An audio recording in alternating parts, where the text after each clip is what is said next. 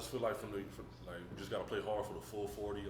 Obviously in the beginning we start off 0 to 10, so we just can't start off with a bad start and just come out and play hard, just how we did the last 15 minutes of the game, for the last 10 minutes. What do you make of what Coach just said there about not losing composure, not playing the other team's game? You got to stick to what you do well. When you're going into away games, arenas, just going in, I feel like you got to start off like you down 10 before the game start. You're going against the crowd and the team, so when you come in, you just got to stay composure with your team, and you got to know what you're going into and be prepared to fight the full 40. After this road trip, what's kind of the attitude in the locker room right now heading into Saturday's game? I just feel like we just got to come out with the tenacity. We got to come out ready to play, and like this is the last 7 conference games, so we have to play like not worried about the next game. We have to worry about the game that's in front of us and play like it's the last game of our life. On that note, I mean, obviously you keep it focused, going 1-0, one game at a time, but you're playing meaningful basketball in the month of February.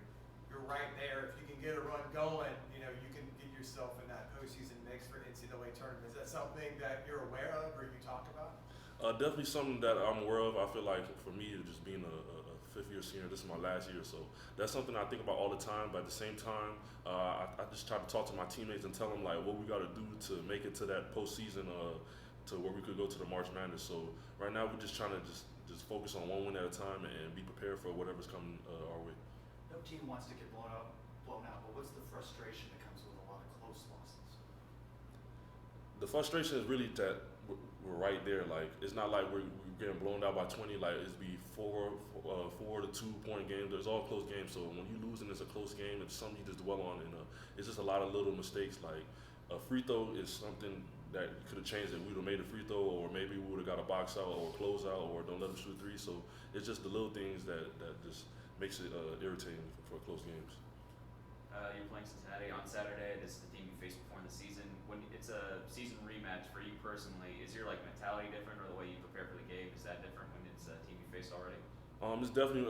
I feel like with me is I'm more focused, and this is the second time we play them, so we try not to get sweet because we don't know if we're going to be able to play them again. So when we go into the game, just come out with just aggression and just have in the back of our minds what happened last game, and let us fuel that for the game that's coming up. I mean, you guys have showed that you're competitive in the Big 12, obviously. Just really just 2 games that really haven't. You've been in every other game. And just kind of knowing when you were just kind of touching on it, whether it's free throws or slow starts or different things. Sometimes if maybe it goes the other direction, you could have 2 or 3 more wins right now. So how does the team kind of feel? What do you need to do to turn the corner to start winning these close games? I feel like just start off with our preparation every day. Just come in and practice, and we have to lock in on what the coaches and tell us, and really just buy into what the coaches tell us. Most of our coaches, they have 50 years plus of just basketball knowledge, so we just have to buy in. And I feel like when our team buys in, and we already have a lot of close games, so once we lock into what they tell us to do, then I feel like we should be in a good position. How does having C.J. Walker back make this team better? Just his experience is another guy. I know CJ very well, so he's an experienced guy. He's been with Coach Dawkins, so he knows what he needs. So when he comes in, I feel like he fulfills what Coach Dawkins is looking for, and other guys look into what CJ do, and they try to produce just like him.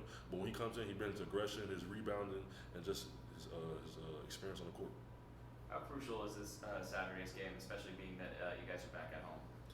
It's very crucial because we just took two losses, 2 close losses. So I feel like, and plus we lost to them in the first time at their place. So now they're coming to our place, and we got to defend home.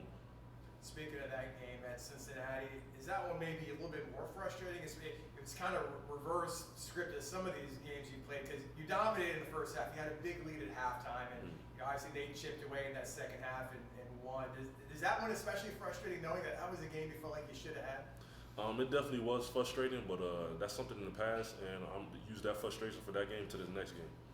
Coach has talked about the deep bench. What's it like to see a guy like Nils step up and have a good game against you? It's definitely good. Nils, he comes in practice. He works every day. He gets his extra shots. So when his time came, he was prepared for it. So that's what I can salute Nils for that. And we stay in contact. I try to talk to him all the time. Just be ready, and he talks to me. So we really just feel each other. He feels the team. So he does what a PG should do, and I think he was ready for that. How hard is it to be ready when maybe you're not getting the playing time? I feel like that's just the mental part of it, just being ready. But that's why we're a team. We talk to each other. I've been in that position before, so I try to get my feedback. He's taking it well. As you can see, when he came in, he was ready to play. You guys managed to fight back and BYU and make it really close. What about that second half performance do you need to build off of in order to whatever coach said and whatever we said in the huddle, the last 5 minutes that made us do that, we have to start like that in the beginning of the game and not get down 0-10. As Coach said, this time of year, like every player is kind of dealing with something. You know, Diallo had to miss the Texas Tech game; he was back. CJ was out for a couple games. Shamari, I saw you go down, maybe crack your ankle. How are you feeling? I'm a little banged up, but I mean, this is my job, and you know what I'm saying, I have so much love for the game that everybody on the team, they try to fight through the injuries, but depending on the person and how they feel, like it's just situational. But everybody's fighting through it, and everybody wants to play, so it's not like people want to sit out. It just happens to be that so. But we banged up, but this is basketball. We ready to go every day. Back home, how important is the home crowd as a part of the emotion of the game?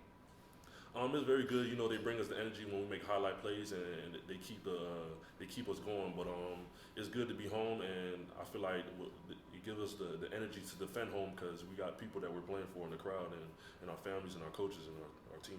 I mean, knowing the path you have to take to potentially get into the NCAA tournament mix, you got to protect your home court, as you said. Is this kind of like, you doing this? Is this like a must-win game coming up on Saturday?